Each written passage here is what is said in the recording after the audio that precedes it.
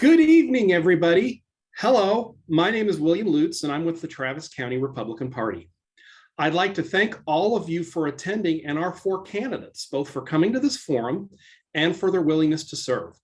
For those of you who do not know me, I'm the current chairman of the Travis County Republican Party's Election Integrity Operations Committee, and I have served on the Republican Party of Texas Platform Committee for the last three conventions. In 2022, I chaired its education subcommittee. Due to a unique chain of events, precinct chairs from all the counties in this district will pick a replacement nominee for the State Board of Education. The meeting will occur Saturday, August 6th at noon at Pinballs on US 183. And for those of you unfamiliar with the Austin area, you would come up 35 or Mopac, and you'd get off at 183 and you just head north, and Google Maps or MapQuest or any other mapping software will help you find it. The purpose of this forum, sponsored by the Travis County Republican Party, is to assist precinct chairs and the public at large in making an informed decision for this important office. Before we go any further, some brief housekeeping items. The questions for the first thing is we are letting the candidates and the moderators ask all of the questions. What I hope is that we've put some questions up that will span the gamut of education policy. But I know some of you may have some additional questions that you'd have of the candidates while you're making an informed decision on who you want to vote for. And so I have asked all of the candidates to put their email addresses in our chat so that if you have additional questions that were not answered by today's forum, you can contact the candidates directly.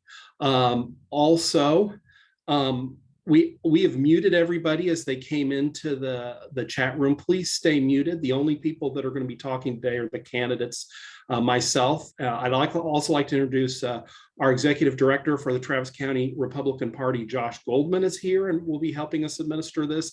And our communications director, Andy Hogue, is going to be our timekeeper. And I want to thank Josh and Andy, who did a lot of the heavy lifting before we got started, setting it up and making all of the organizational details that you'd need to conduct a forum. So I'd like to give my personal thanks to both of them for all of their assistance in this. And so basically that's the housekeeping details. We are going to try to keep this to roughly 90 minutes or no more than that. And here's basically our format. Our candidates will make a brief opening statement, followed by questions, and then a closing statement. The questions were drafted by the moderator with assistance from other local Republicans. Most of them are not yes or no questions, but are designed to give each of the candidates an opportunity to articulate their plans for the board and their views on education. Statements and answers will be limited to 2 minutes each. The order candidates will speak was chosen by a random draw, but we're going to rotate it so that for each question, a different person gets to speak first.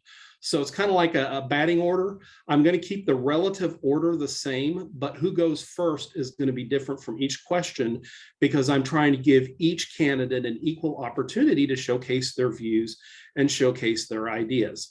Without any further ado, I think I'll get to our candidates because they can introduce themselves a whole lot better than I can introduce them. So with all of that and with a deep thanks for everybody for coming, I'd like to start with the first candidate drawn by random order, Mr. James Dickey. Welcome to our forum and thank you. Thank you very much. Will, to be clear, is this my 2-minute intro? Yes, it is. Yes, I see the timer going. I grew up in the poorest part of Fort Worth, and my dad at times would actually take a second job to be able to put me through private school during those years when I needed that to succeed. Thankfully, when I was entering 10th grade, Fort Worth started a magnet school, and in that magnet school, I was able to excel, become valedictorian, and end up at Stanford. That experience changed my life, and it reinforced the importance my parents had always put on education and the impact that a good or a bad education can have on a kid's life, especially in the neediest areas. So it's an issue I have always cared about and always been concerned about. And for years now, I've been advocating for better competition, more competition, and improvement for our schools. Those of you who were precinct chairs in Travis County in 2014, when I first became chairman of the Travis County Republican Party, will remember that I prioritized recruiting and training candidates for school boards and city council races back then, nearly a decade ago. You'll also know, if you have been around, that recruiting and training candidates and getting more candidates to step up was a priority for me when I was state party chair, along with registering voters and along with raising funds and setting records on that. Since being a precinct chair in Travis County, since founding the Dallas Tea Party, I have cared and fought for education improvement in Texas. Thank you very much. And now we will go to Mrs. Perla Hopkins. Welcome. Good evening, everyone. Thank you for being here and getting to know me and the other candidates for this very special opportunity. My family and I moved to Leander, Texas, which is about 25 miles north of the capital, in 2017. And my two oldest children graduated from the local school district. They are now UT students, and my daughter is in the Longhorn Band. My third child will be an 11th grader in high school here. Public education, my entire family were products of, good education systems, but the last 3-4 years, I've seen a definite decline, especially because I was a teacher here in this local district. My husband also happens to work at the University of Texas, and that was a decision that we made after I had to put my teaching career to the side. And I felt that I was going to be more effective becoming an education advocate, especially fighting for my own children. So needless to say, living here in Central Texas is not just important for us, but we are invested in making sure that it's the best that it can be. We are a retired military family. Like Mr. Dickey, I graduated #1 in my high school class, but I didn't have the means to become a traditional college student, although education was always something that was top priority for me to make sure that I had a prosperous, not just education, but life thereafter. So I joined, enlisted in the Air Force. And I'm here today because most of you know me as one of the few parents, a mom, that has been kicked out of a school board meeting. So I've served my country, but my First Amendment rights are just being denied. And that is something that I just will not be a bystander to. And I will fight for all of our children's sovereign and constitutional rights all day long. Thank you. Thank you. And now we'll hear from Mr. Robert Westbrook. Can everybody hear me? Okay. So my name is Robert Westbrook, born and raised in San Antonio, the grandson of a preacher, small down there by Bastrop in Elgin, Texas, the son of a doctor, an OB-GYN in San Antonio. My mother was a nurse. I have 4 sisters. I'm the only boy, so I am slightly spoiled, but not overly spoiled. I didn't know it until I left home. And so shortly after I left home, I went to West Point for a little bit, right? And so I went to West Point. And what I realized there is, although I did not finish West Point, I realized that my education was squarely in my hands. I left because I didn't have good enough grades, right? But I realized that that was my fault and nobody else's fault but my own. Fast forward, I wound up graduating from Texas State University. I wound up getting a master's from Webster University. I spent a short time in the Army National Guard, spent some time there. And then shortly thereafter, I joined the San Antonio Fire Department, where I moved from a firefighter to engineer to lieutenant to captain, and now I'm a division chief in charge of fire prevention. So the importance that education has played in my life is it has been a springboard for not just me and my family. When my kids were going to school, they were in middle school at the time. I decided to get involved. This was back in 2011. And I first went to middle school. They didn't have a PTA. I went to the high school. They didn't have a PTO. And so just by luck, there was an election coming up. I decided to throw my hat in the ring. And by divine intervention, I became a school board member. So since 2011, I've been vested in student outcomes for all of the students in the state of Texas, and not just those in my district. So I've been committed. I continue to work hard, and I just want to do the best and move Texas forward educationally. Thank you very much. And now we will hear from Mr. David Doman. Good evening. My name is David Doman, and I'm running for State Board of Education, Place 5. I, as well as my fellow candidates here tonight, are Republican. I believe in President Reagan's 11th commandment, thou shalt not slander your fellow Republican. I respect my opponents, and I believe they, just as I, are working toward bettering the condition of our children in our state. Hence, if you're expecting any histrionics here about I'm better than somebody else here tonight, I'm going to disappoint you. I am rather going to present my 6 planks on my platform, which is on my website, and I'm going to use those to illustrate my answers to your questions. All of my positions are consistent with the Republican state platform and with the Republican national platform, and are in fact revenue neutral. Then it is for you, the listener, to determine if my message and my campaign strategy is a best representation of your thoughts and beliefs on where you want to take the state board. I expect to walk out of Saturday's nominating caucus proud of our nominee, whomever that nominee is. I certainly hope and believe that it is me, but I will support whomever that nominee is. I yield the rest of my time. Thank you very much. Well, we will start with the questions. I did provide the questions to the candidates, I believe, midday today, so they've seen these before, and most of them, as I mentioned earlier, are based on our state party platform. First question, let's talk about recent events at the State Board of Education. The State Board of Education met Monday to consider the Social Studies Texas Essential Knowledge and Skills, or TEX, which is the curriculum. What do you make of the situation so far, and what would be the primary factors you would consider when adopting the social studies curriculum? We will start with Mrs. Hopkins. Yes, so I was at the SBOE meeting, very important meeting that brought parents from all across the state. We were there, I believe, for approximately 9 hours, and usually it is very long days, especially when, parents are notified that such important measures such as textbook acquisitions will be taking place. Because what I've heard other parents and myself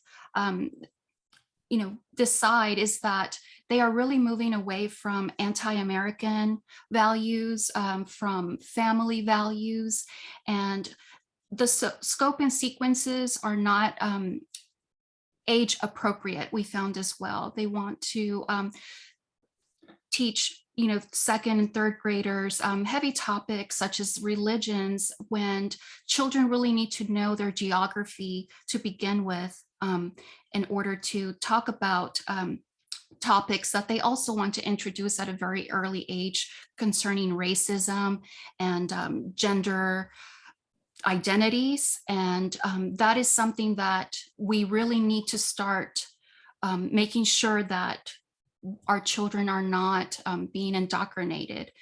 I always speak about personal experience, and I also bring to these boards, whether it's the Public Education Committee or the SBOE, proof of materials that do not align with America First values and the protection of children. So I brought to them how negatively Reagan's contributions were being presented in some of the textbooks, along with information regarding English standards, which go hand in hand for the success of our students. And one of the main responsibilities of the SBOE is those instructional materials acquisition, approving and reviewing those textbooks. Thank you all. Thank you very much. Now we will hear from Mr. Westbrook. Yes, thank you for the opportunity. It was a good question. So 12 hours of testimony, maybe a little bit more. And social studies encompasses much more, encompasses history, geography, economics, government, civics, culture. It encompasses a lot of stuff.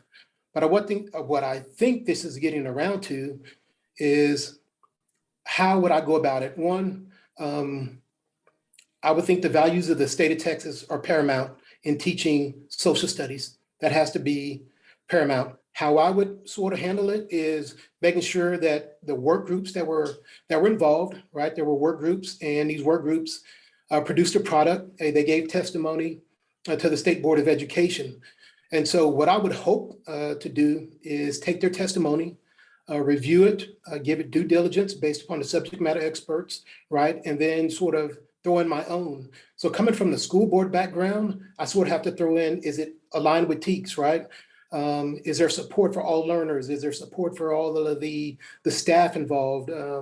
Is there progress monitoring? Can we monitor the progress? And is there usability, as we saw during COVID, usability for both remote and on-campus learning? So there's a lot of things that go into this whole social studies curriculum, but values, TEKS aligned, taking all of that into consideration, history, geography. And I think most important out of all of this, and I think we heard from the Chief Justice from the State Supreme Court, is the importance of civics in here, understanding the importance of history and governance and how we all can combine and get that together and sort of make Texas better. Thank you. Thank you very much, Mr. Doman. I'm not so Pollyanna-ish as to believe that any institution created by man is perfect. However, I believe that the United States is the world's last best hope. We need to protect and to at least in one way improve any social studies and or history curriculum taught in our classrooms concerning the United States. Any American, while America isn't perfect, CRT has no place in our curriculum.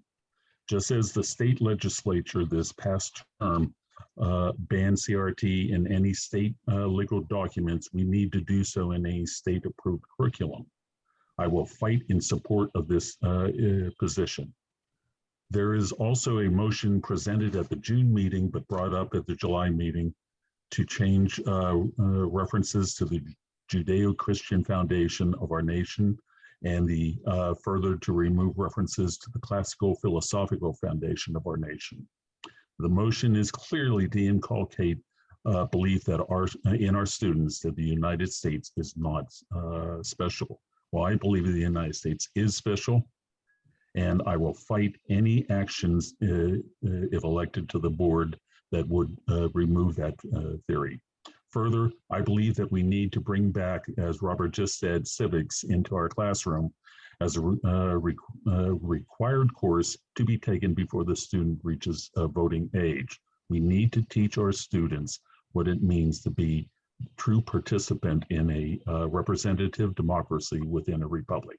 I will champion these causes if nominated and elected. I yield my time. Thank you very much, Mr. Dickey.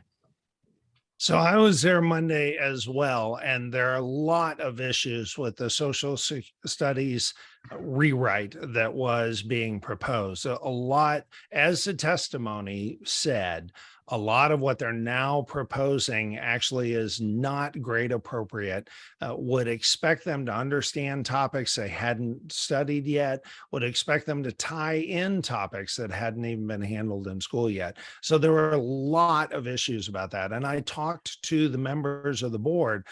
Absolutely, the best approach would be to send these back to the drawing board. And part of the reason why I say that is the board needs to be, and the staff of TEA need to be more transparent. During the testimony, members of the working group said, we are required to only address the charges and the questions presented by TEA staff. Those charges and those questions were nowhere in the public materials. So the board couldn't weigh in on whether those charges and questions were even appropriate. and the public couldn't weigh in on whether that was even appropriate, which is a big part of the issue. And what we saw in having to wait hours before our testimony began, that's similar to what we face when we go to the legislature. That's not different. What's different is a 500-page packet being dropped Friday afternoon that we're expected to review and testify on when the deadline for testifying was Friday afternoon. So a lot of work needs to be done. They need to go back to the drawing board. And the bottom line is we should be doing what we should be supporting anything that expands kids' opportunity to learn what they need to prepare them to be successful citizens, and opposing anything that threatens that. Thank you very much. And, obviously social studies is a topic near and dear to my heart. Hopefully, maybe when they get done, they'll put General Patton back in the curriculum. He was streamlined out a while back. I think kids should know who General Patton was, but that's just my own personal. I'll leave the rest of that out of this forum. With that, let's go to another question on the curriculum. Plank 110 of the Republican Party of Texas platform calls for a curriculum of instructional excellence. To implement that philosophy, should our curriculum emphasize specific measurable knowledge or reflect more broad and flexible guidelines? How would you approach appointments to the curriculum writing teams? Mr. Westbrook, we'll start with you. Thank you very much. Also a good question. First of all, when it comes to whether it's specific or general, I would say specific, right? So in Church Cibolo Universal City Independent School District, what we use is something called MAPS. And basically what that does is that tests growth from the beginning of the year, mid-year to the end of the year. We test growth, right? Not necessarily content mastery, but growth. We look for a year's worth of growth. And that's very important. So it should be specific. That's the first thing. The second question is how do I get more involved, or how would I add to the content writing team? If I were elected, or it doesn't even matter, because I do believe in leading where you're from.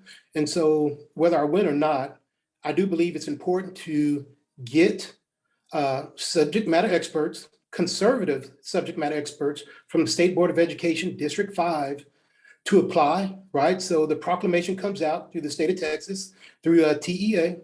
Once that proclamation comes out, we know what's going to be needed. So then I would send out an email, send out emails, phone calls, try to find out conservative voices in this education who can write subject matter for this content, ask them to apply. And then from there, and I do believe if I'm not mistaken, I do think the State Board of Education, each member gets an opportunity to appoint 2 content coordinators or nominate 2 content coordinators. And so from a very, basically conservative values, try to find the right people to lend their voice and to write content that reflect the voices, the conservative voices and the values of the state of Texas coming from District 5. Thank you. Thank you. You were finished, right? Yes, I'm done. Thank you. I just want to make sure I wasn't cutting anybody off Yes. before the time was up. Thank you very much. Appreciate your answer, Mr. Doman. Give a man a fish and you feed him for a day. Teach him to fish and you feed him for a lifetime. If we teach to a test, we teach our children how to pass a test. If we teach them to think, we teach them how to be productive, creative, and participative future citizens of this state. As to future curriculum writing teams, I would insist on a broad spectrum membership. That means conservative to be included, and that means parents to be included on such committees. And that's on at least a 1-to-1 ratio, liberal to conservative, and 1-to-1 ratio, administrator to parent. Simple answer, and I yield the rest of my time. Thank you very much. Mr. Dickey. So the question is, to implement a curriculum of instructional excellence, would that be specific measurable knowledge or more broad and flexible guidelines? The answer is some of both. There are specific, very measurable items that we need to know to be productive members of society. Things like our Bill of Rights and what is and isn't in there, for example, is a good example of a very specific thing that should be understood. But that does not mean that the test needs to just, or the teaching needs to just be focused on rote memorization of very basic elements, but that can be handled in the way it is taught. That can be handled in the way it is tested, even by application of the key ideas that have to have been learned but need to be applied. That is a thing that can be handled. What I'm very concerned about is what I saw on Monday, which was confirmation from the TA staff that a work group that was setting up our social studies curriculum felt led to put in their notes that the Texas Rangers are an instrument of oppression. And that was confirmed in the hearing. And so the real issue is that the board not only has to make sure that we have the right standards, but we have got to make sure that we are managing the entire process well, that we have staff asking and directing the right questions and charges, and that we have work group members who actually are called to teach our students to grow up and become excellent citizens and successful citizens, not people who hate themselves and their country. Thank you. Mrs. Hopkins. When I first began advocating and really truly fighting for quality education and equal opportunity, not just for my children, but for the 40,000 plus kids in their district, and now, all the 5.5 million students in Texas and across the country, I made sure that I wanted to arm myself with education code and the statutes so that I would know, first of all, how to connect with education leaders in the state, but also what are my parental rights and how can we indeed exercise and request quality instruction. Unfortunately, in this TEA book, the SBOE no longer appoints these writing teams. So that happened some legislative sessions ago, but I would be in favor of the SBOE granting and having that power to indeed appoint the curriculum writing teams. The way that I would ensure that the Republican Party platform was reflected would be by including content experts, like some of the candidates shared with you already, and for them to work on these work groups, and that includes former and current educators vetting their allegiance to the core academics and American values. That is one of the main concepts that we need to focus on, like-minded thinkers, conservatives. We also need to recruit those same types of parent advocates with their strong educational, currency and experts in those subject fields. The curriculum should provide a broad base of knowledge in the early grades and in general studies to build age-appropriate specifics as students discover their strengths and find their educational and vocational paths. I'm out of time. Thank you. Thank you very much. Appreciate it. Let me do one thing here. We got through all four candidates on there, didn't we? Yes. That's what I thought. Okay, so our next question relates to instructional materials, which also the SBOE has an important role in. Plank 116 of the platform calls for all instructional materials to be approved by the State Board of Education. What is your approach to the approval of instructional materials, and how would you ensure that parents and conservatives play a meaningful role in that process? And I believe, am I correct that we're now to Mr. Doman starts this question? Am I correct? Yes. Mr. Doman. Okay.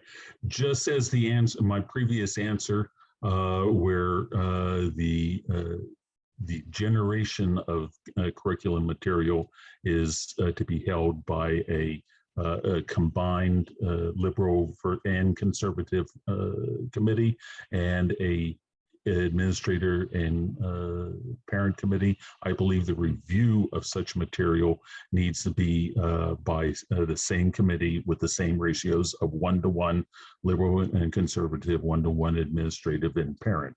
As far as solicitation goes, I believe we do need to bring in the community as much as we can into approval of these said committees. Short and sweet answer in this one, so I yield the rest of my time. Thank you very much, Mr. Dickey. So this also came up in Monday's hearing at the State Board of Education. What the current status is of the law is that the State Board of Education approves materials that meet all of the TEKS for a given topic. If a school board votes to bring in a combination of different materials that still satisfy all of the relevant TEKS, they can do so. That is what the plank is asking that we change, so that from now on, we just do only the materials that are approved by the SBOE. I do think that would be a significant improvement. It'd be a significant improvement fiscally because we'd have more buying power. We'd be able to negotiate a better deal for those schools. It also would be an improvement in making sure that all Texas kids who are in public schools are learning the same core elements and not just aiming at the same TEKS. The good news, though, is that parents can have an influence right now. They can show up not just at the SBOE process, but they can show up at their own school boards and make a difference in what materials are being chosen and, frankly, what school board members are being elected. And for some time now, I've been saying that we need to do more of that. We need to elect better people to local school boards. And in fact, I'm working with both of the PACs that have raised and spent over $500,000 in school board races in Texas this year. Great organizations that I'm proud to know and support. Those are things we can do, and we need to get to a point where Texas parents are not considered terrorists just for showing up at school boards. Andy, the timer disappeared from. Yeah, I didn't see it. Sorry. I want to make sure. My time. Is the timer still working, Andy? He says Okay, it is. good. Okay, I just wanted to make sure I was paying attention. Thank you very much, Mr. Dickey. Mrs. Hopkins. Yes, really good question as well. My approach to approval of the instructional materials would be to hold the proposed instruction accountable to the curriculum standards determined at the state level. Because of its size, Texas retains a lot of buying power. So there's really no reason that we can't be, leveraging that. I would exercise that leverage and force the curriculum providers to make those necessary changes if needed. And at the end of the day, the SBOE should be accountable to the voters, which, as the candidates had mentioned, that's when all of our parent and citizens' feedback is crucial to have provided. We are the SBOE members are elected and should strive to always represent the demands and the expectations of the constituents. The way that I would make sure that parents and conservatives play a meaningful role would be to mention and carefully vet the members of those work groups. They should, again, include the teachers, the parents, and conservative, American, first, minded citizens. I am for local control. I think that the standards should be kept to a minimum in order to achieve that. And any attempt to expand the TEKS lends itself to Common Core, which we've also been experiencing and has had our education decline. This week we have learned that the state of Texas has now dropped to 43 in rank as far as our education system. We also learned that 81% of our classroom lessons are not on grade level. Again, this is why I'm fighting wholeheartedly and why I believe the SBOE members have such an important role and task. And I would love to be able to be the candidate that gains another conservative seat on this very important board. I'm out of time, but if I could add that this week, Chairman Ellis of the SBOE mentioned that textbooks that only meet 50% of the TEKS are what some of these rogue school boards are obtaining and purchasing with our taxpayers' money. I'm afraid your time is up, but thank you. Mr. Westbrook. Yes. So I do think what James Dickey did say was true, right? And so about the IMA funds. So here's how we handle it in our district, and I think many districts do. We do get an IMA materials allotment, and we buy books, and occasionally we do sort of go out and try to find books of our own that fit our own individual needs, which goes towards the whole local accountability. I don't think we want to undermine local accountability, but here's how I think we may be able to do it, is sort of say, here's what we want to do with the books we want. And so we then submit it to State Board of Education for their sort of oversight and sort of approval. So you can sort of hit both of them to some extent, right? You can buy the books that the State Board of Education wants. You can go out and get your own. And if they go on and meet the 50% or the significant TEK standards, submit it to the State Board of Education for review and for review process. And if that State Board of Education deems that satisfactory enough, let's do it, right? And then you can sort of move forward. So you still have some oversight without sort of totally undermining local control by only getting books that the State Board of Education approves. I wrote down, if you want to get parents involved, why not try to do a sort of a regional roundtable, right? You got to sort of get parents involved, a roundtable in your neighborhood to sort of get parents interested who want to review books. For our district, what we do have is 2 weeks to review any materials that are not State Board of Education approved. So any parent can come in for 2 weeks, review it. There was a big outcry, I think last year, about critical race theory. I got the history book, I received the history book, I read it for myself. Plenty of Black history, plenty of history from all walks of life, right? And so I think that if they review the books, they will see the books works just fine. Thank you very much. And I believe we've heard from all 4 candidates on that question. Am I correct? Yes. Okay. Just want to make sure I gave everyone a chance to speak now. Question number 4. Do you agree with plank 125 of the platform, which calls for our schools to reflect that there are only 2 biological genders? And consistent with plank 106 of the platform, what steps will you take to ensure that public schools won't indoctrinate students in ways that are hostile to traditional Texas values? And how would you assist parents in protecting children from pornographic or age inappropriate materials in schools? Mr. Dickey. One of the things we absolutely need to do is improve and increase transparency. As I said, back in 2014, I started encouraging conservatives in Travis County to start running for school board seats. We can not have ceded education to the left for 40 years and have there not be dire consequences. And we needed to step up. Well, as we did that, we reached out. We had to call the school districts because it wasn't even on their website when the terms were up, when you had to file, who was up. None of that was transparent at all. And the same goes now for school books and instructional materials. Not enough of that is transparent enough. With due respect to the other candidate who said, during a time period, that's good, but that may not be sufficient for a parent, right? They may hear about a problem later and want later in the school year and want to be able to address it. Florida put in a very good law that we should have as well, that now made it so that the catalogs of their school libraries are available for any parent to search so that they can confirm what books are in the libraries and at the schools. And then they have an ability to go and access those as well.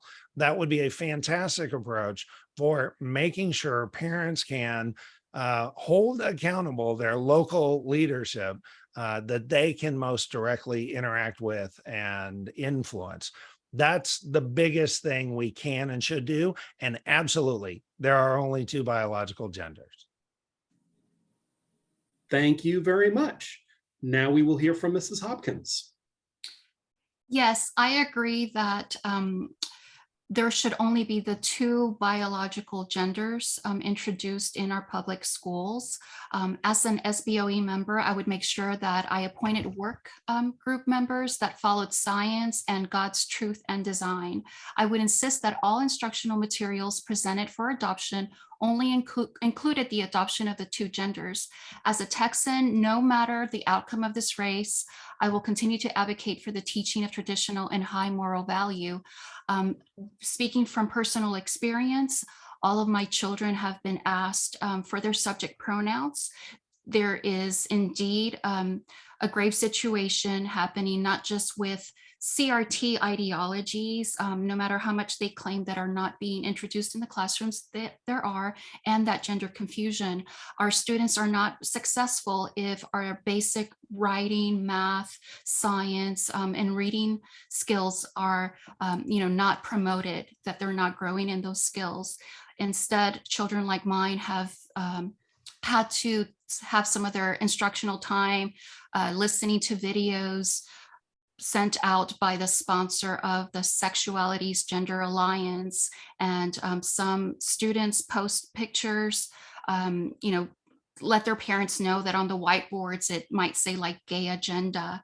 I don't understand this leftist progressive attack against children, but it does not belong in our schools. And as an SBOE member, you only have such authority. Your main job is to revise and adopt those instructional materials and also revise the TEKS, the curriculum standards, but you are indeed given a platform where knowing exactly what's happening in our schools is crucial when you go and work with the legislative folks, as well as the superintendents and the school districts.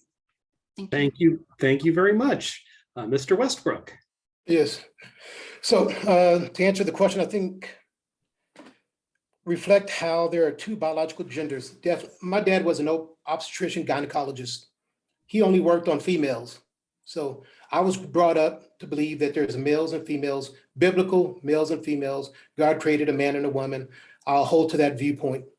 Now, how do you prevent kids from being indoctrinated? This comes to communication and the importance of a school board and getting involved at the school board level. Only way you're going to find out if it's being indoctrinated or what your kids are learning is if you have better communication with your teachers, your administration staff, right? And then you have to communicate with the school board itself. These school board members are being elected. There's a lot of money. Education is top priority right now. So you really do have to get involved at the local level. Stay in communication with your superintendent especially. And I think that's how you prevent indoctrination. I will tell you, there's one-offs. There will always be one-offs. So for example, roughly about a year ago in our yearbook, there was a librarian that put in some indoctrination type stuff, right? Anti-police officer type stuff. That was a one-off. That's not something that represented the values of our district. It's hard to find those one-offs, those teachers who don't reflect the values of the district, unless you are communicating with your student, with your child, and you're communicating with your school board member. As far as I thought another example might be an opt-out, much like James Dickey offered the whole, you can review all the school books, all the library books, is have an opt-out. We could have an opt-out function for parents to sort of review the books and say, not for my child. And I think with technology nowadays, those books can be prevented from being checked out by their child. Thank you. Now we'll hear from Mr. Doman. And God created them, male and female, he created them. Just because someone has some sexual dysphoria issue, that does not disqualify them as being biologically male or biologically female, period. As far as public school indoctrination goes, a school counselor or a teacher that facilitates a confused individual behind the back of a parent is harming that parent's 14th Amendment, equal protection rights. The student is the parent's child first, the school's student second. The school needs to be supporting the parents' views, not subverting the parents' views. As to pornography in schools, books on bestiality, on incest, on necrophilia, and on gang rape are not literature. Our ISD know that. They may not like to admit it, but they know that. The SBOE can and must be willing to withhold whatever funding is a preventative measure that they can from any ISD that refuses to remove such offensive books from our school libraries. I yield my time. Thank you very much. And now we'll move to the Permanent School Fund. Plank 89 of the Republican Party of Texas platform opposes legislative raids on the Permanent School Fund. What steps will you take to preserve our permanent school fund for future generations? Mrs. Hopkins. Yes, the SBOE oversees the Texas Permanent School Fund, so that's one of the other major roles and responsibilities. I would exercise my vote to make sure that this is fully invested. We recently learned that there was approximately, and I wanted to make sure I got the number right, $246 million lost in that fund based on the stop to the American closing trade with Russia. My personal experience has always kind of been driven to real estate. And sometimes when I've been at the SBOE meetings the past 2 years, I know that there is a lot of investments like in New York, and those to me kind of coincide with America First corporations. So that's the type of investments that I would always want to make sure are safe and sound, and what we're leaning towards, and what my vote would go, patriot-owned businesses. Enough with investing and believing in our woke corporations. I am very disappointed, for example, with Disney, and I have such high hopes that continuing to work with the SBOE members, whom I've already established some working relationships with, will yield to just many more benefits, especially when it comes to money and that textbook acquisition. What is approved with our taxpayers' money is always going to be one of my top priorities. Thank you. Thank you very much, Mr. Westbrook. Thank you. So with the fund we're talking about here, right, comes from sort of oil and cattle revenue. But I think, if I'm not mistaken, the last legislative cycle, the legislative body, the Congress, essentially outlawed the rating of this fund, right? And so I think 5 state board of education members meet with the, if I'm not mistaken, the school land board, and they meet together and they ensure the soundness of all the investments. And so I would ask to be a part of that committee. But if I weren't, I would if I weren't part of that committee, I would definitely want to see all the notes and get updates on that one. So one, rating it is sort of outlawed. It's already been passed to I think the last legislative cycle. Oil and cattle revenues, school land board. And I would say is, you don't eat your seed corn. My grandfather was a rancher and a farmer, so you don't eat your seed corn, right? So you just want to have good oversight of that. And I will tell you, I'm on the Lone Star investment pool. We have close to $12 billion in investments now. So I am familiar with sort of revenue and cost. And of course, working on the school board, we just finished up the budget. So and I do have a master's of business administration. So I do have some context by which to oversee some of the investments that the permanent fund would have. I'll yield my time, but thank you. Thank you, Mr. Doman. As Perla said, the personal school fund recently lost well over $200 million. I will yield that it might be $247 million. And that's in the first 6 months of this year.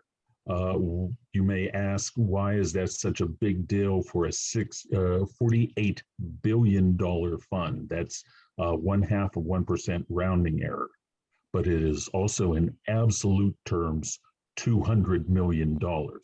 Ask any school in Texas, any public university in Texas, including the one downtown here, if they would like to lose $200 million in their budget next year, and you will hear them scream. Ask any 10 ISDs across Texas to combine their budgets and take 200 million from it and see how many of their financial officers scream. What we need to do is to get a much better hold on the school fund and better control of it, of that precious gift that we've been given from previous generations in Texas. But I want to point out the laws that would control whether they can that fund can be rated are squarely in the realm of the state legislature.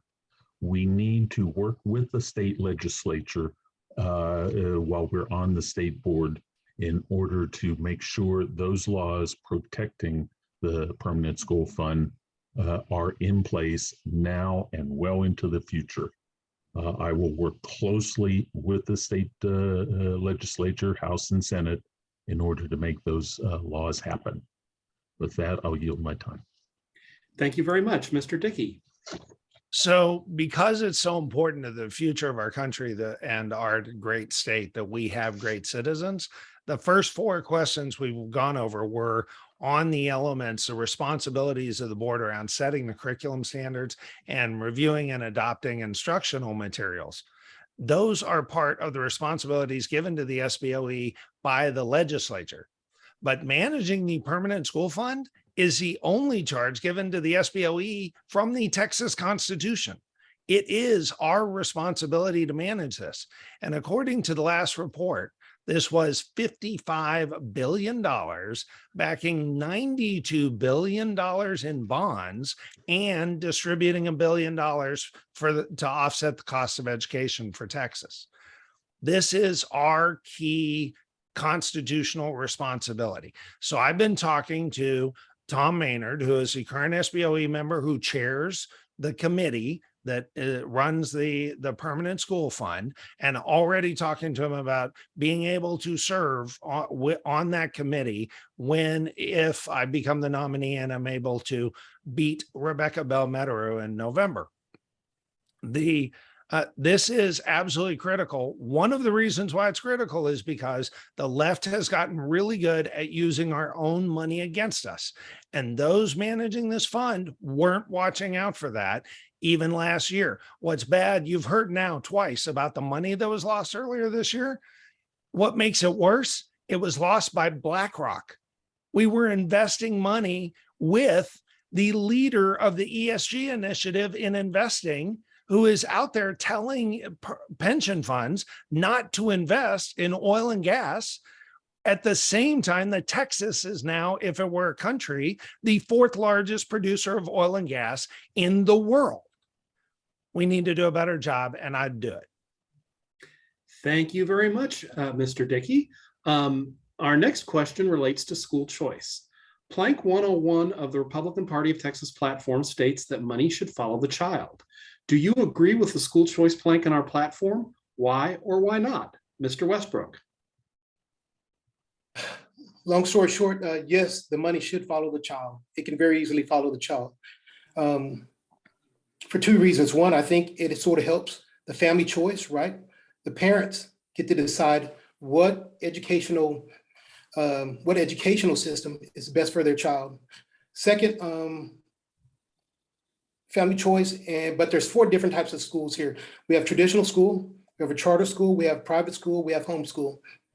Now, here's where it gets sticky to some extent, the accountability factor, right? So charter schools, I can tell you from a school district, are not held to the same standard as public schools, as traditional public schools, right? And so what you want to ensure is that we're playing by the same set of rules.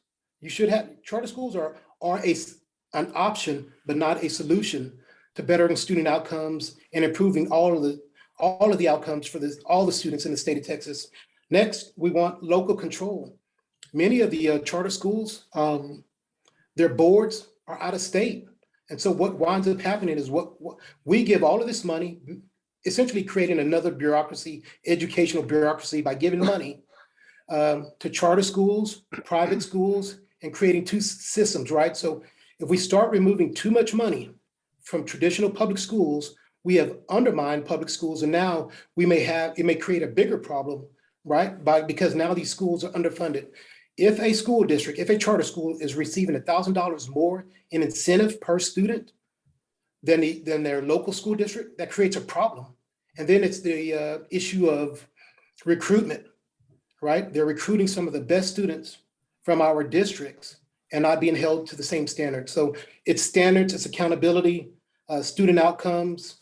But yes, money can definitely follow the students, but with accountability and the same standards. Thank you very much, Mr. Doman. School choice is, in my opinion, another 14th Amendment Equal Protection Clause issue. You have the right, or should have the right, to send your child to the school that you feel best offers that child the education that they deserve. Your money should not be viewed as the state's or the ISD's. You should have access to tax abatements to allow you to afford the school of your choice. As to the competition that such choice would bring, competition breeds better schools all around. A rising tide floats all boats. Over the last 10 years, 29 independent studies have been made of competition in education due to school choice. Admittedly, most of those were in states that have such competition, such as Florida. Of those 29, 26 have pointed out that your money has allowed even the public schools that have been, quote unquote, left behind to become better. Allowing your money to go where you want to send your student, your child, is a best answer all around. I'll yield my time. Thank you very much. Mr. Dickey. So I understand the concern of people who are worried about that government money always comes with government strings. And you're right, the government actually doesn't have any money. All government money is in fact taxpayer money. But once it flows through government, it comes with government strings, and rightfully so. We would want them to be accountable. We'd want there to be trackability. But of course, that always gets used against us, not for good. So I understand that people are concerned about it. The other thing is, quite a bit of the funding in Texas already does follow the student in 90% of the cases. So it does. There's a portion of money that goes, state funds that go to the school district to handle operations and maintenance, but there's also a significant amount per day of attendance per child. And so if a child like mine leaves a school district and homeschools, the school district, I didn't get the money, but the school district lost it. So some of the they lost some of it. So some of the incentive for them to improve already exists in Texas.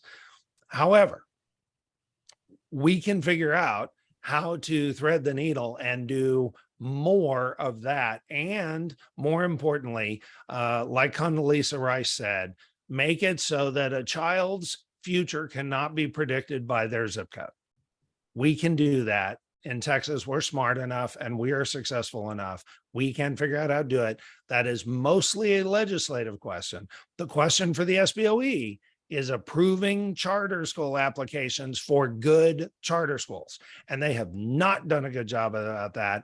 And that's what the first thing I emailed everyone about when I entered this race. Thank you very much, Mrs. Hopkins. Thank you. I do agree with the school choice plan and the priority approved by the Texas Republican delegation this year. I'm in favor of school choice as long as there's no strings attached. And as we know, and everyone stated, there's always those strings attached.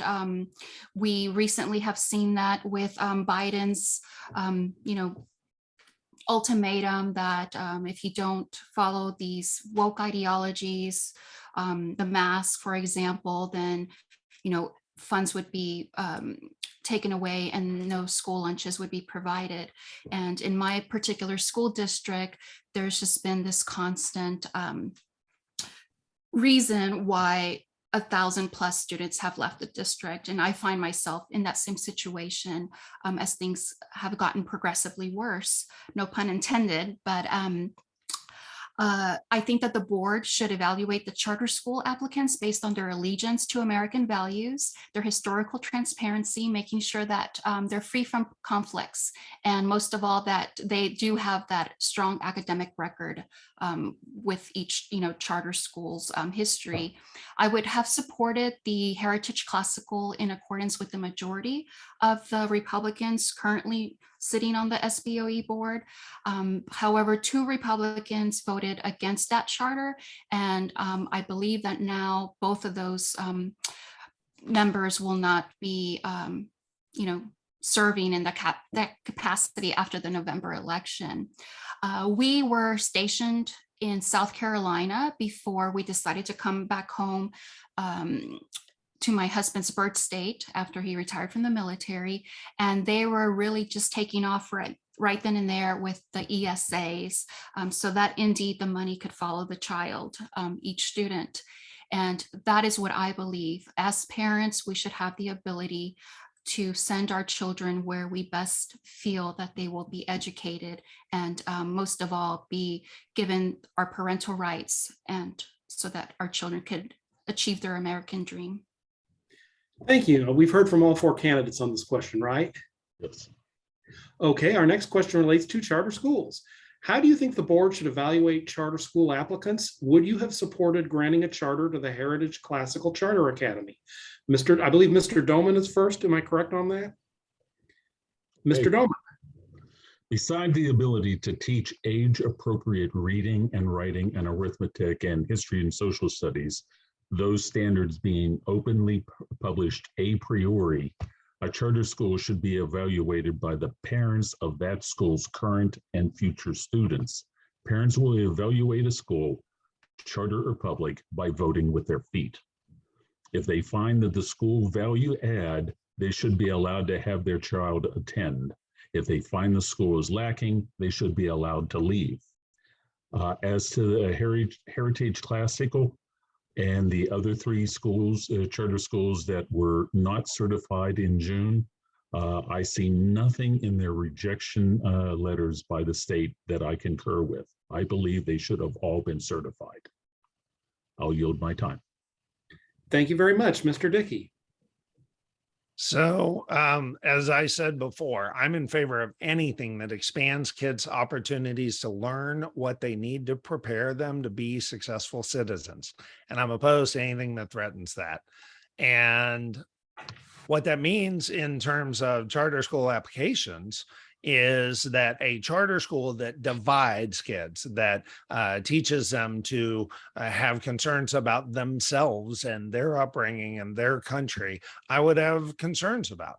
As for Heritage Classical in particular, I literally testified in favor of that application.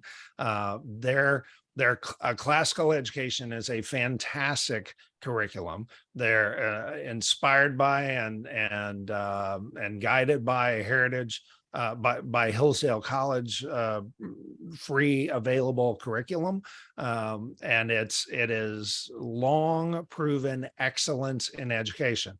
It was denied, and that's very disappointing.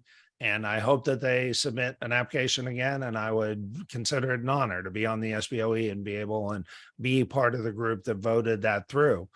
But there are times when you have a charter school application that actually teaches kids by dividing them on racial lines, diminishing family ties, manipulating them, or teaching them self-loathing and doubt. And I would absolutely disapprove of those, like one of those other charter schools that actually was unanimously denied. There was clearly a problem with that one. That's exactly why the review process works, but it should be the exception, not the rule. Thank you. Mrs. Hopkins, I know you mentioned some things about charter schools in your previous entry, but I'm going to give you a chance to respond to this question as well. And if you wanted to talk about either this question or the last one, feel free. Mrs. Hopkins. Yes, thank you. Very passionate about school choice, parental choice in education. This is the year of the parent, and just freedom all together. The reason why we have so many charter schools with their wait lists, off, hundreds and hundreds of students, and private schooling, and we have now an entire, coalition of students also back into homeschooling or homeschooling community growing, is indeed because our children are not being served as they should. In the words of Miss Elvita King, education is a civil right.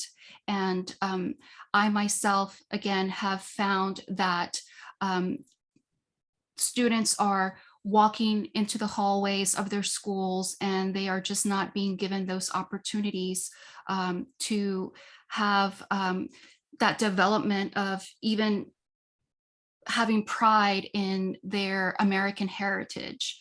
I've been very disappointed to learn that in my kids' school district, and I know that from my own colleagues being a teacher there, not only are the teachers also leaving in high numbers because they do not want to be educating based on ultimatums on leftist ideologies, racism, and dividing our children.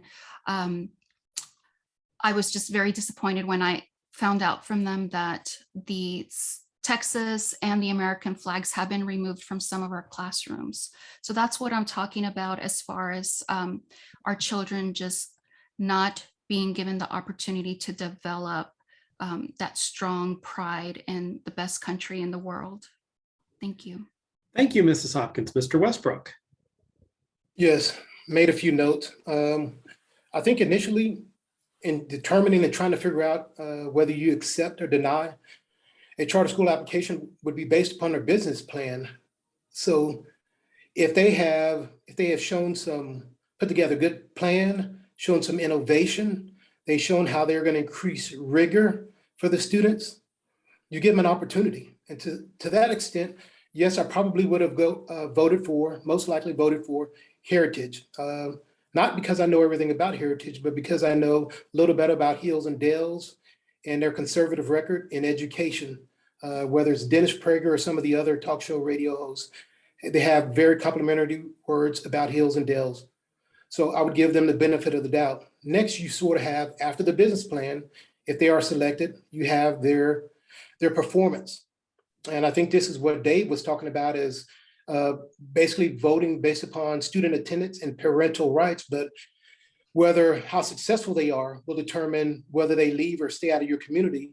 But my viewpoint is that if they don't adhere, if they don't perform, there should be a review process, a better review process to the State Board of Education to sort of review and to remove them, right? Because they have to keep performing. They have to provide a value to the community.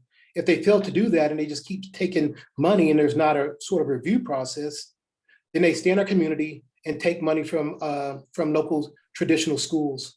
So yes, I would have voted for Heritage, but in order to prove it, they need to show some value to the community, student outcomes, show some innovation, and provide some rigor. Also, it's unique that the State Board of Education also does teacher certification. All the teachers teaching in the charter schools need to be certified. Thank you. Thank you very much. It looks like we probably have time for one more question, maybe two, depending on the length of the answers. So I think maybe the next one we should go to would be teacher certification. Because when the State Board of Educator certification proposes rules, they get reviewed by the State Board of Education. Would you support allowing the State Board for Educator certification to sanction school teachers who disobey state laws on patriotism in the classroom and banning critical race theory and Common Core? If not, what steps should the state take to address, to enforce those laws? Mr. Dickey. So absolutely, if we are going to have state laws, they should have teeth, and far too many of them currently do not.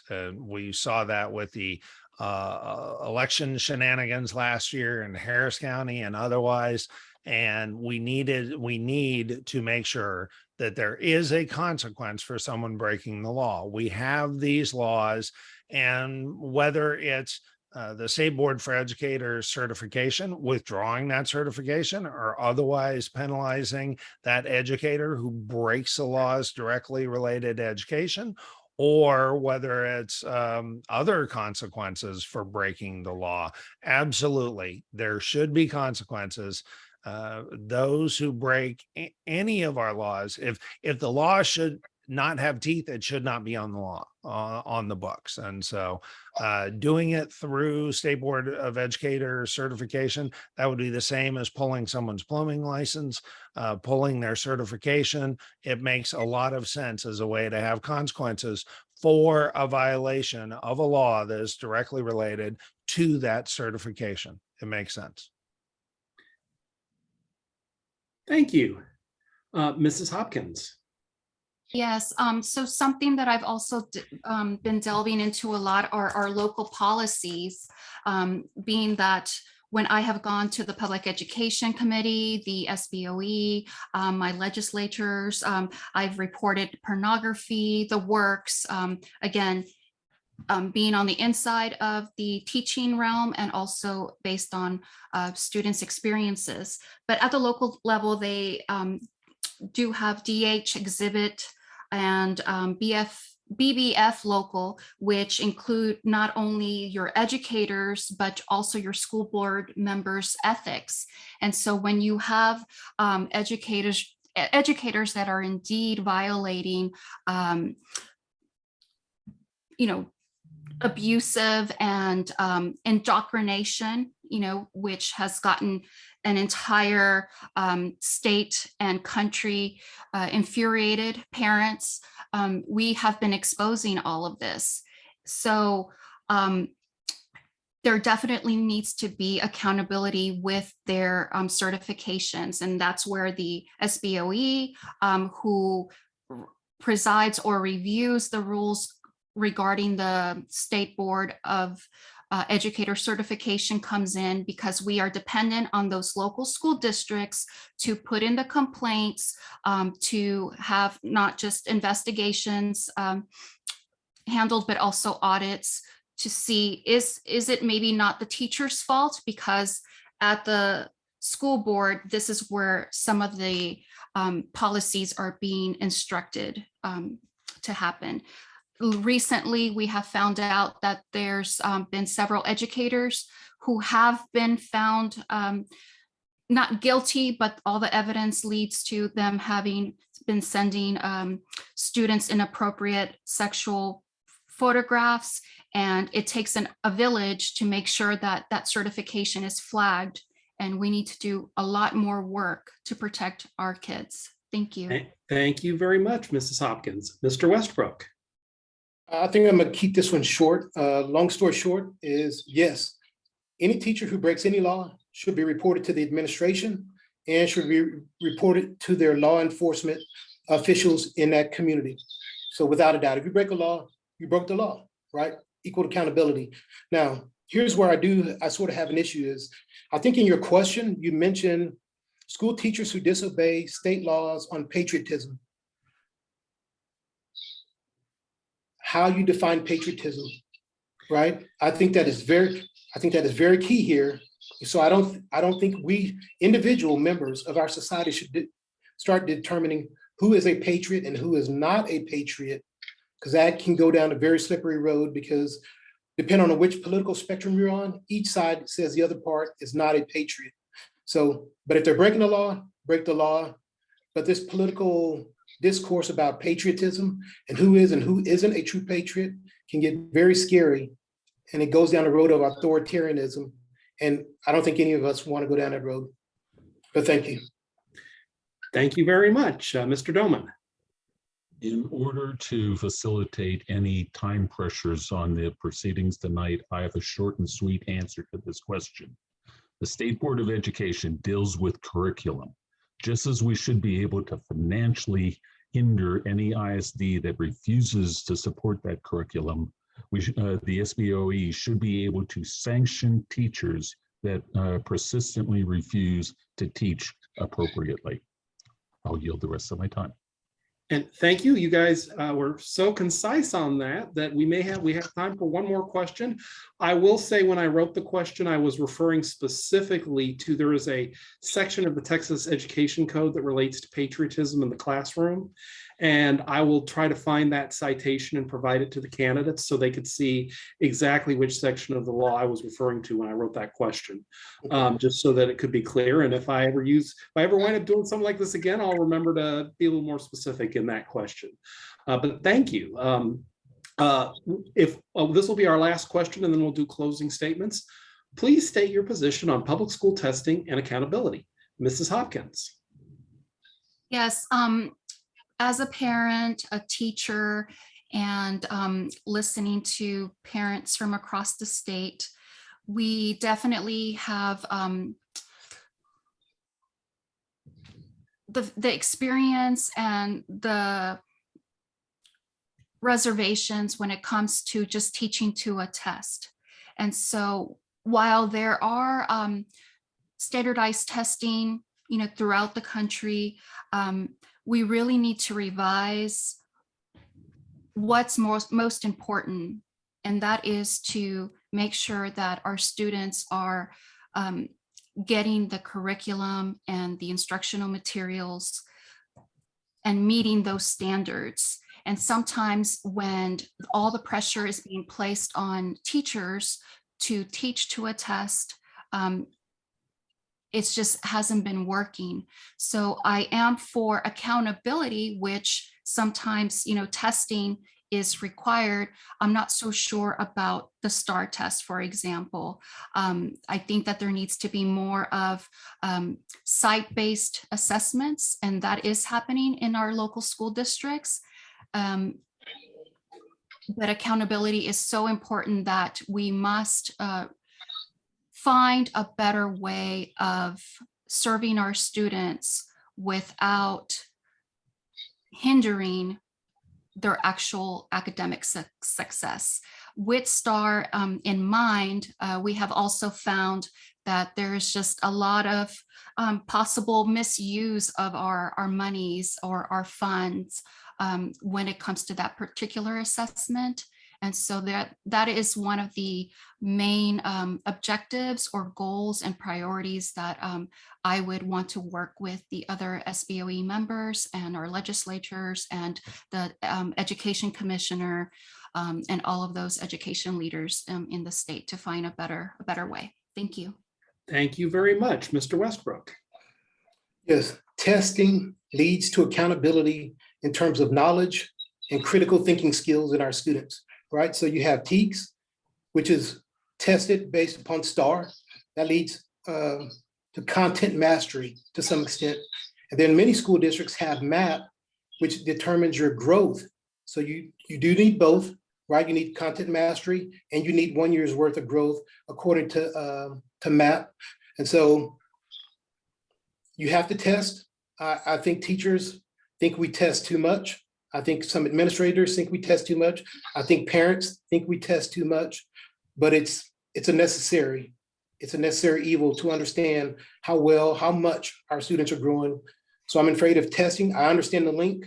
And I have high hopes for our districts, for the state of Texas. I think we were way better critical thinkers because of our conservatism, because of our testing, because of MAPS, than what any other metric sort of indicates. Thank you. Thank you, Mr. Doman. For basic reading, writing, and arithmetic, a need for testing is beneficial to our children. We want them to be productive citizens. However, the text testing has gone far beyond that. As Perla pointed out, too many of our ISDs allow their teachers to teach to the test. They even incentivize teachers to teach to the test. As stated earlier, we need to teach our children to think, not to regurgitate facts and figures. I'll yield my time. Thank you very much, Mr. Dickey. So as imperfect human beings, there's no perfect answer for this. In order to know where we stand, we have to do some testing, but no matter what system you put in place, there's millennia of experience that people will game whatever the system is. Some people will abuse it. Some people will take advantage of it. And there is no perfect answer. The best we can do is to watch the results and revise. What we can say is that in the last 20 years, as we have ratcheted up the testing and more people have gotten frustrated with how much we are teaching to the tests, Texas school kids' performance has not improved. So clearly what we've been doing hasn't worked. We need to try some revisions, but I understand the need to make sure that we get a benchmark for where we are and that we track the changes in that benchmark. And there's no perfect answer, especially when dealing with thousands of school districts and millions of kids. Thank you very much. Well, I think at this point, because I told everybody I would try to keep this to an hour and a half, we have run out of time for questions. And I got through, we'd written 11 of them and we've gotten through 9 of them. The other 2, we were going to have an additional question on parents' rights, and we were going to talk about the ESG movement and the Permanent School Fund. But I am sure the candidates will have things to say on those topics at other opportunities. And as I said, we have asked all the candidates to provide their emails, and they are in the chat, so that interested precinct chairs and others can contact the candidates directly and have a good discussion about their views and their approach to State Board of Education. With that, we are now at the time for closing statements. So we will give each candidate 2 minutes to make their closing statement, and I'm just delighted at how this has gone so far. Mr. Westbrook. Yes, so thank you very much for the opportunity. I think this is a great example of civics, how people can sort of discuss a topic and not get sideways with one another. The importance of communication. And I think most importantly, we saw a small range of conservative individuals who want to represent State Board of Education District 5. That's very important. So you have a range, but what we failed to discuss is there's 2 aspects here: conservative values towards education and the ability to be elected in a Democratic district. So you need to be conservative, but you also need the ability to garner some level of Democratic or other type of votes, or how should I say, independent votes. This district was drawn for a reason. And so going far right will only polarize this district, in which case the Democrats have the numbers. We need to find somebody who's electable and conservative, balanced, and who can win. And no matter what, I think Dave said it before, no matter who wins, I'm going to support them, and I wish them the very best. And if they ever come to Church-Civil or Universal City Independent School District, we'll go to Harmon's Barbecue and have a good time and discuss education and talk about life in general. But thank you for the opportunity. Thank you, Mr. Doman. First, I want to say how proud I am to be considered in the same league with my 3 opponents here today. With that said, I can tell you I am going to be very proud of our nominee come Saturday. I still believe I should be the nominee, but that is for the precinct chairs to make that decision.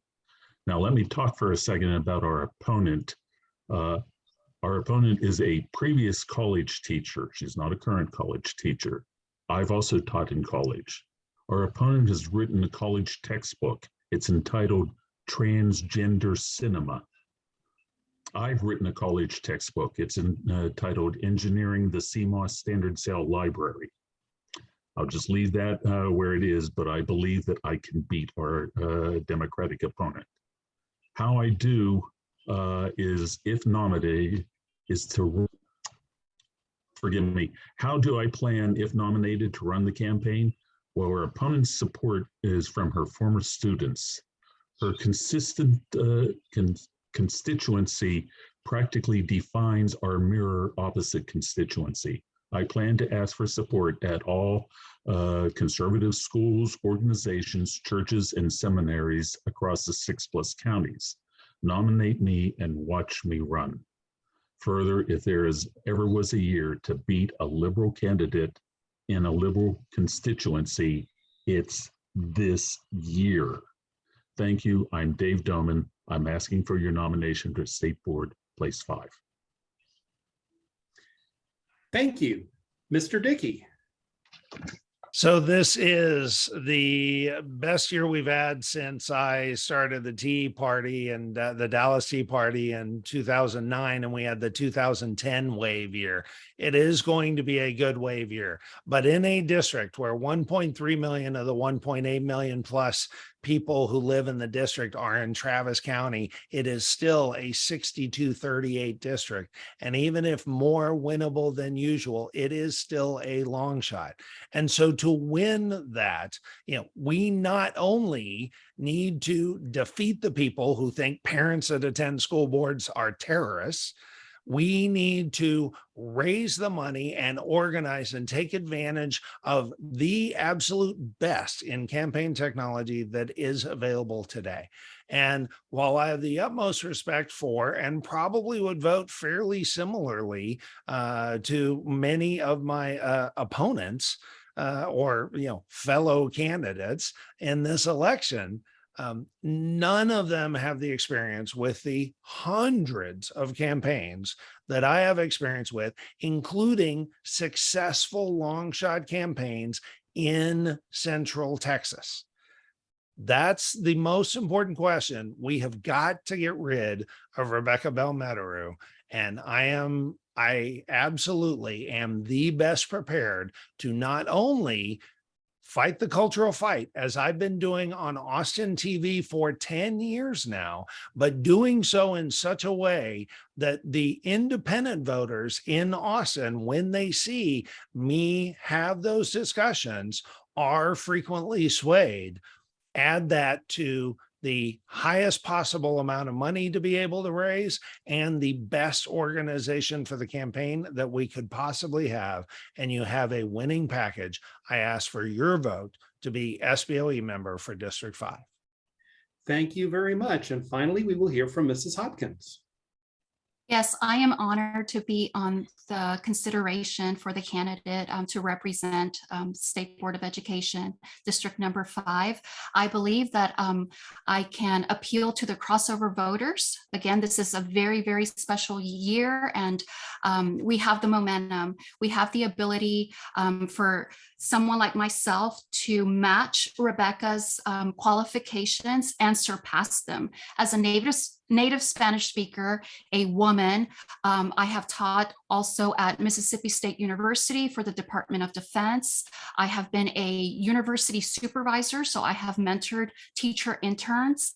And like her, I have also worked and know the library system. I have been a library technician for DOD, and my teaching experience, along with my parental experience, I am the candidate that has, children in the current school system undergoing all of these ideologies, this indoctrination. I stand for communication, transparency, and accountability. I will be beholden to all of you, the voters, parents, and I wholeheartedly know that this is an opportunity that we must carefully consider, and I will be backing up whomever the candidate will be, because we must gain another conservative seat in District number 5 on that board. This past week at the SBOE meeting, I heard her say that pregnant women, and I'm not going to quote her verbatim, but pregnant women are not proud to be an American. She touched on maybe rewriting our guiding documents, such as the Declaration of Independence. And again, we have the momentum. I need y'all to show up on August 6th, and please learn more about me and the other candidates. Thank you so much. Thank you very much. And just as a reminder to everybody who has been in attendance, if you are a precinct chair in the district, the meeting that will select our nominee will be this Saturday, August 6th at noon at Pinballs at 13729 Research Boulevard. That's 183. I look forward to seeing a lot of you there. Those of you I haven't met, I look forward to meeting you. But before we go any further, I'll tell you, I was delighted by how this went. I think we had a thoughtful and respectful campaign between a forum with 4 candidates who have obviously put a lot of thought into education and into this board. And I just want to say very sincerely that I want to thank all the candidates. Because this is a Zoom forum, I'm afraid I can't give you a round of applause from everybody, but I can at least give you a round of applause. So I would like to thank all of our candidates. And I would like to thank you, the members of the public, for joining us at today's forum and also helping to make this a success. We were very pleased with the attendance by Zoom today, and there is a recording of this that the Travis County Republican Party has. For those of you who are interested, you can contact the party. With that, I would like to wish everybody a good evening. And for those of you who are precinct chairs and for the candidates, I'd like to again thank the candidates. You respected me, you respected each other. We had a thoughtful, issues-based forum, which is what we were aiming for. I'd like to thank all of you, and I'd like to wish everybody a good evening. Thank you. Thank you.